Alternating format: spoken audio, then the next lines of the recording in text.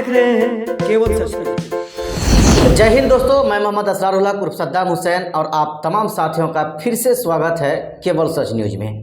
ये एक ऐसा चैनल है, इस चैनल के माध्यम से हम आप तक हर छोटे से लेकर बड़े बड़े मुद्दा को पहुंचाने का प्रयास कर रहे हैं, जिसमें आप तमाम लोगों का प्यार भी हमें मिल रहा है, सहयोग भी मिल रहा है, जिससे हम हर प्रकार के कोई भी मुद्दे होते हों हम उस मुद्दे को लेकर तुरंत आपके सामने आते हैं और उस मुद्दे को उठाने का या दबे कुचले लोगों की आवाज़ को आगे करने का हम काम करते हैं। तो चलिए इसी मुद्दे को लेकर आज हम पहुँचे हैं हैदर आलम जी के पास। खुद उनके निजी आवास में हम मौजूद हैं और इनके बारे में हम थोड़ा आपको जानकारी दे दें कि ये जो है दैनिक भास्कर जो डेली न्यूज़पेपर है उनके ये एक अच्छे पत्रकार भी हैं और अपनी पत्रकारिता की दुनिया में इन्होंने अपना नाम अलग ही अपना नाम का पहचान बना रखा है। लेकिन इसी बीच इन्होंने पौवाखाली नगर पंचायत, इससे पहले तो ये पंचायत में था, लेकिन अब की बार जो है ये पंचायत से कटकर नगर निगम के चुनाव में आ चुका है, यानी नगर पंचायत बन चुका है। इसी सिलसिले में हम हैदर भाई के पास पहुंचे हैं, उनके निजी आवास में पहुंचे हैं। तो चलिए हम सवालों का सिलसिला को शुरू करते हैं कि आखिर हैदर भाई के पास क्यों ऐसी ज़रूरत पड़ी या फिर क्यों वो राजनीतिक में आना चाहते हैं। ये सारे सवाल हम उन्हीं से करेंगे और उन्हीं से उसके खास जवाब को हम सुनेंगे। चलिए हैदर भाई, सबसे पहले आपका बहुत बहुत स्वागत है हमारा केवल सच न्यूज़ चैनल में। जी धन्यवाद। जी, सबसे पहले हैदर भाई हम आपसे सवाल करना चाहेंगे, आप एक अच्छे पत्रकार हैं, दैनिक भास्कर में आपने अपना काम बहुत दिनों से कर रखा है, पत्रकारिता की दुनिया में आपका अलग एक पहचान है, लेकिन क्यों ऐसी ज़रूरत पड़ी कि आपने ऐसा मूवमेंट बना लिया है कि हमको चुनाव में आना है? कौन ऐसी ज़रूरत पड़ गई? देखिए, पत्रकारिता के माध्यम से तो हम लोग समाज सेवा करते ही हैं। अभी हमारा पौवाखाली पंचायत नगर हो चुका है। जी।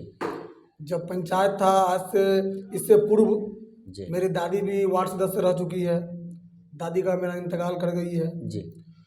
तो हमारे यहाँ लोगों की बहुत सारी समस्या है, जी। बहुत ऐसा काम है जो लोगों का अब तक नहीं हो चुका है। किसी का इंदिरा आवास का समस्या है, किसी का कुछ है, किसी का कुछ है, बहुत तरह की समस्या है। तो लोगों की समस्या को दूर करने के लिए पद का होना जरूरी होता है। जी। बस इसीलिए हम यही सोच के चाहते हैं कि एक पद में आए। जी। लोगों से तो हम लोग शुरू से जुड़े हुए हैं, हम लोग का तो यही कामें है लोगों की हर समस्या को दूर करना। जहाँ तक होता है बिना पद में भी रहकर भी हम लोग सबका समस्या को देखते हैं, जहाँ तक होता है उनका काम हम सब करते हैं।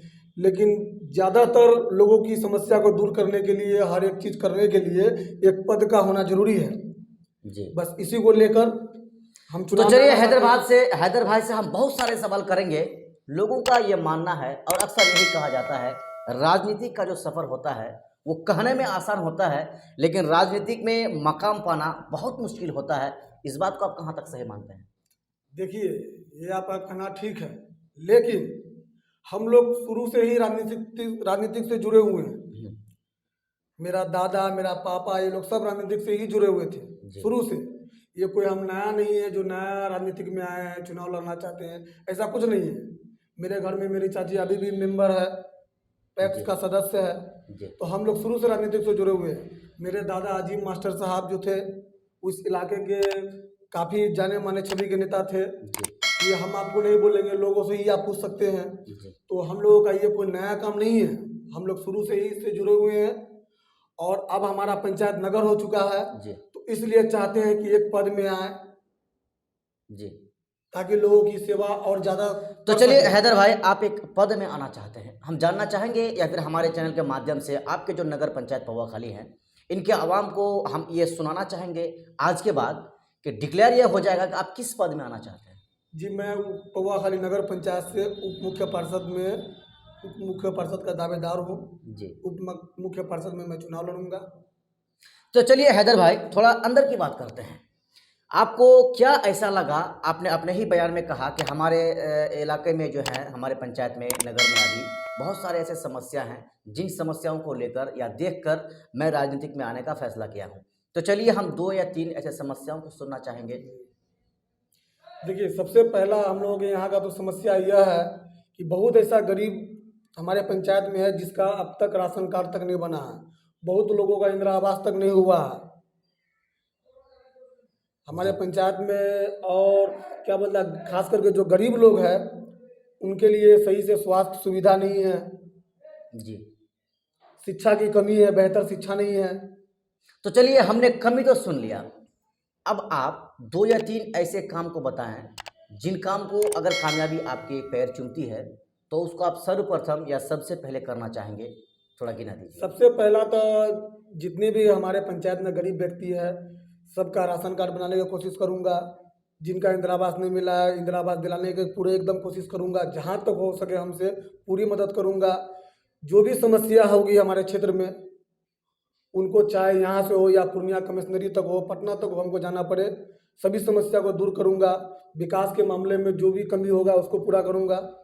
तो चलिए, जवान भाई है, जोश तो बहुत है कर गुजरने का, लेकिन आवाम इसको चुनेंगे या नहीं ये तो आने वाले कुछ ही दिनों में पता लग जाएगा। क्योंकि जिस तरह से एक एक करके दिन कमता जा रहा है, नगर निगम का जो चुनाव है वो अपने चरम पर उठता जा रहा है। चलिए, कुछ लोगों का ये भी कहना है कि वादे तो बहुत करते हैं जीतने से पहले, जीतने के बाद आवाम तो आवाम गाँव में घूमना भी भूल जाते हैं। क्या आप यही करेंगे जो लोग कहते हैं? ऐसे लोग वही नेता होते हैं जो बरसाती मेढक के तरह सिर्फ चुनाव में आते हैं, चुनाव के बाद अपना रास्ता चेंज कर लेते हैं। जी। लेकिन हम लोग मतलब 24 घंटा में जी। 14 घंटा मतलब चौक चौराहा बस्ती बाजार यही सब में देखिएगा। और लोग भी जानते हैं हम लोग समाज से जुड़े हुए व्यक्ति हैं, समाज की सेवा करते हैं। जी। बस यही हम लोग का बिजनेस भी है, यही हम लोगों का सब चीज़ मान लीजिए। तो चलिए हैदर भाई, आपसे जब मेरी बात हुई फ़ोन पे कि इंटरव्यू लेना है, तो इससे पहले मुझे ये भी सुनने को मिला था कि जो आपके जो विपक्ष हैं उनका आप पर बिल्कुल प्रहार है या आप पर इल्ज़ाम है कि वो पत्रकारिता की दुनिया में काम करता है, वो पत्रकारिता ही करे, ये हमारे बीच में, हमारे इस लड़ाई में वो क्यों आ रहा है? ऐसे लोगों को आप क्या संदेश देना चाहेंगे? देखिए, पत्रकारिता के माध्यम से तो हम समाज सेवा करते ही है, लेकिन कभी कभी ऐसा होता है कि समाज से एकदम पूरा जुड़े रहने के लिए, पब्लिक का दिल खोल कर सेवा करने के लिए इन सब चीज़ों में आना पड़ता है। बिल्कुल। जो इसके लिए मैं खुल के आना चाहता हूँ। जी।